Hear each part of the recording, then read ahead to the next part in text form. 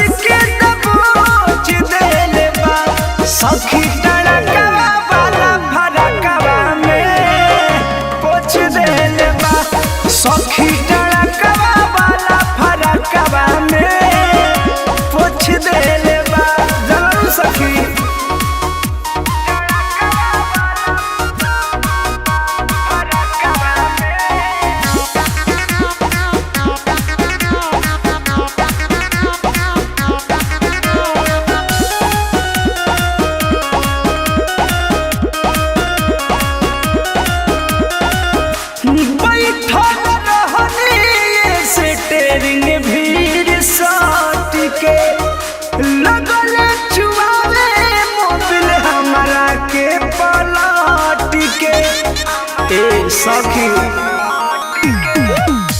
बैठल रहनी स्टेरिंग भीड़ साट के लगल चुबावे मोबिल हमरा के पलट के इंजन गरमाई हुए पोटे सुताई हुए इंजन गरमाई हुए पोटे सुताई हुए